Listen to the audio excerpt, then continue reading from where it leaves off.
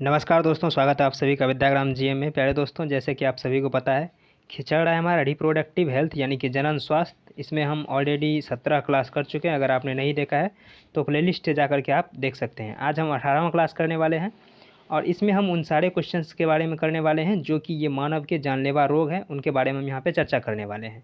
इससे पहले जो हम क्लास किए हैं उसमें खास करके जो यौन संचारित रोग है यानी कि एक शरीर से दूसरे शरीर में जो फैलता है उस रोग के बारे में हम चर्चा किए थे। आज हम जो रोग एक दूसरे से नहीं फैलता है उसके बारे में चर्चा करने वाले हैं।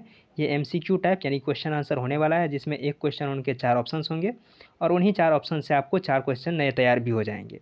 तो चलिए शुरू करते हैं। और आपको ध्यान रहे कि ये क्वेश्चन जो है वो रेलवे के प्रीवियस ईयर एग्जाम में पूछा गया है कहीं ना कहीं, कभी ना कभी। ठीक है, तो आपको उसको ध्यान रखना है, आपको इंपॉर्टेंस देना है उतना ही। तो चलिए हम शुरू करते हैं आज का पहला क्वेश्चन। जो हमारा पहला क्वेश्चन है वो है, डेंगू बुखार एक मच्छर जनित उष्णकटिबंधीय रोग है जो डेंगू विषाणु से होता है। इसे क्या कहा जाता है? ये जो है एडिजेप्टी नामक मच्छर से होता है। ये आरआरबी एनटीपीसी में 30/4/2016 को पूछा जा चुका है। तो यहाँ पूछ रहा है कि इसका दूसरा नाम क्या है। तो देखिए, ये जो डेंगू होता है, ये डेंगू एक बुखार है जिसमें कि तेज सिर दर्द, हड्डियों में दर्द, शरीरों पे यानी कि फेस पे चकत्ते आ जाते हैं। ये सभी रोग इन रोग का लक्षण है और इसमें खास करके शरीर में दर्द जो है काफ़ी अधिक रहता है, इसलिए इसे हड्डी तोड़ बुखार के नाम से भी जाना जाता है। तो आपको ध्यान रखना है, आपने कभी न कभी हड्डी तोड़ बुखार आपने सुना ही होगा। ये क्वाटिनिन बुखार यानी साधारण बुखार नहीं है, ये हड्डी तोड़ बुखार है। इसका सही आंसर हो जाएगा हड्डी तोड़ बुखार। जो डेंगू बुखार होता है वो हड्डी तोड़ बुखार कहलाता है। ठीक है, चलिए नेक्स्ट देखते हैं। ये कह रहा है कि यदि कोई कैंसर से पीड़ित है तो उसे किसे दिखाना चाहिए? ये क्वेश्चन भी पूछा जा चुका है, इसलिए आपको इसको ध्यान रखना है कि अगर कोई कैंसर से पीड़ित है तो उसको किसको दिखाना चाहिए। ऑप्शन ए कह रहा है ऑस्टियोलॉजिस्ट, तो आपको ये गलत है। ऑस्टियोलॉजिस्ट मतलब होता है हड्डी विज्ञान से संबंधित जो होता है, हड्डी विज्ञानी कह लीजिए, जो हड्डियों के उपचार के लिए करता है। पैर हाथ टूटने के बाद जो है उसका जो काम करता है वो होता है ऑस्टियोलॉजिस्ट। रोग कारण विज्ञानी तो ये भी नहीं होगा, इसका रोग का पता नहीं लगाना है, बल्कि इसे पता है कि ये कैंसर से पीड़ित है। ये मूत्र विज्ञानी भी नहीं होगा, इसे इससे कोई संबंधित नहीं है। तो इसका जो सही आंसर हो जाएगा वो हो जाएगा अबुर्द विशेषज्ञ। अबुर्द विशेषज्ञ को ही जो है इंग्लिश में कहते हैं ऑन्कोलॉजिस्ट यानी कि कैंसर विज्ञानी। ठीक है, या फिर कह सकते हैं कैंसर विशेषज्ञ।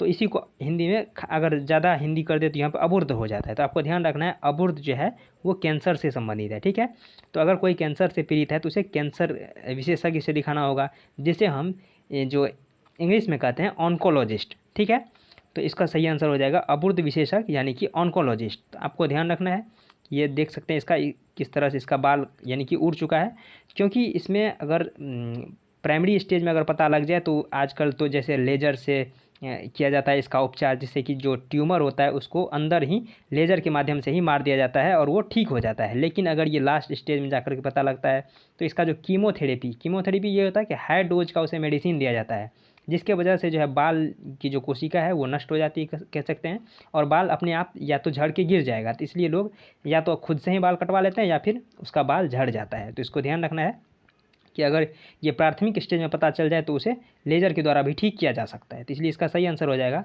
अबुर्द वैज्ञानिक यानी कि ऑन्कोलॉजिस्ट। चलिए, और आपको ध्यान रखना है कि ये कैंसर कभी भी किसी भी एज में किसी को भी हो सकता है। हालांकि उनको कुछ ज़्यादा चांस बनता है कैंसर होने का जो जैसे सिगरेट, तंबाकू, शराब वगैरह का सेवन करता है या ज़्यादा पॉल्यूटेड एरिया में रहता है, उन सब में जो है इसका जो खतरा है वो कुछ ज़्यादा होता है, बाकियों में इसका कम होता है। लेकिन इसका मुख्य कारण क्या है इसका कोई पता नहीं, ये कभी भी किसी को भी हो सकता है। ठीक है, तो इसका सही आंसर अबुर्द विशेषज्ञ हो जाएगा। चलिए नेक्स्ट क्वेश्चन देखते हैं।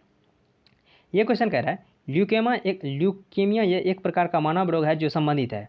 जिस तरह से कैंसर जो है शरीर के किसी अंग में होता है तो उसका अलग ही नाम होता है, तो उसी तरह से ल्यूकेमिया जो है वो रक्त से संबंधित है। और रक्त में भी जो वाइट ब्लड सेल्स हैं या वाइट ब्लड कार्पल्स हैं यानी कि सफ़ेद रक्त कोशिका। ठीक है, तो इसका सही आंसर हो जाएगा सफ़ेद रक्त कोशिकाओं का कैंसर को हम ल्यूकेमिया कहते हैं। मान लीजिए ये जो सफ़ेद रक्त कोशिका है उसके अंदर में जो है एक कैंसर जनित सेल आ गया। हालांकि कैंसर जनित सेल कोई अलग से कोई वायरस, कोई बैक्टीरिया नहीं आता है, बल्कि शरीर के अंदर ही जो कोशिका है वो अनियमित रूप से वृद्धि करना शुरू कर देता है, जिसके वजह से वो बस छोटे से एरिया में बहुत ज़्यादा फैल जाता है, जिससे कि उसका स्थान यानी कि एक गांठ के रूप में वहाँ उभर जाता है। तो ये कैंसर है। और अगर ये ब्लड में हो जाए तो फिर ब्लड को धीरे धीरे वो जो है क्लॉट बनाता जाएगा, क्लॉट बनाया जाएगा और फिर वो जो है ब्लड को जाने नहीं देगा, यानी उसे जाम कर देगा। तो ये ल्यूकेमिया जो है वो ब्लड कैंसर है। और ये कौन सा ब्लड कैंसर है? ये है वाइट रक्त सेल्स में जो होता है उसका ब्लड कैंसर है। यानी कि ब्लड का कैंसर जो होता है वो ब्लड के जो सेल्स हैं उनमें अनियमित रूप से जो वृद्धि होना शुरू हो जाता है, तो वो ब्लड कैंसर का रूप ले लेता है। ठीक है। और विटामिन की कमी से कोई कैंसर नहीं होता, ना ही मस्तिष्क का कैंसर ये ल्यूकेमिया से संबंधित है, और ना ही प्रोटीन के अधिक सेवन से इस प्रकार का कोई रोग होता है। हाँ, कुछ जैसे तंबाकू, बीड़ी, सिगरेट की वजह से जो है ये कोशिका का जो है विभाजन जो है अनियंत्रित हो जाता है, तो इसलिए उस चीज़ों से बचना चाहिए। ये शराब वगैरह जो है, ये नशीले पदार्थों से बचना चाहिए ताकि इन प्रकार की भयानक रोग से बचा जा सके। ठीक है। तो इसका सही आंसर हो जाएगा ल्यूकेमिया एक सफ़ेद रक्त कणिकाओं का एक कैंसर है। नेक्स्ट ये क्वेश्चन कह रहा है कि निम्न में से कौन सा रोग मानव शरीर में श्वेत रक्त कोशिकाओं को प्रभावित करता है? तो ये ल्यूकेमिया हो गया जो कि श्वेत रक्त कोशिकाओं को प्रभावित करता है। मस्तिष्क ज्वर नहीं होगा, ना ही पोलियो होगा, ना ही चेचक होगा। तो सफ़ेद रक्त कोशिका को कौन प्रभावित करता है? ये ल्यूकेमिया हो जाएगा। और सफ़ेद रक्त कोशिकाओं का काम क्या होता है हमारे शरीर में? प्रतिरक्षा को मजबूत करना। ठीक है। तो इसका सही आंसर ल्यूकेमिया है।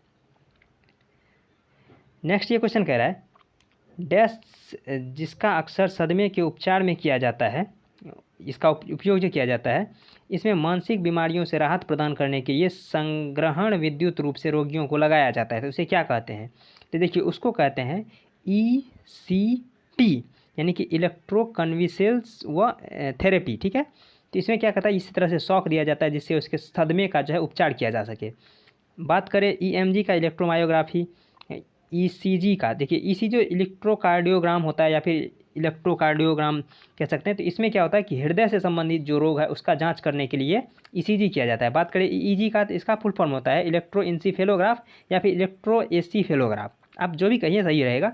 तो इसका उपयोग किया जाता है मस्तिष्क में किसी प्रकार का विकार है तो उसका पता लगाने के लिए EEG का प्रयोग किया जाता है। लेकिन अगर सदमे से अगर उसे बाहर निकालना, उसे ठीक करना हो तो उसमें ECT का उपयोग किया जाता है, यानी कि एक तरह से कह सकते हैं शॉक का उपयोग किया जाता है। ठीक है।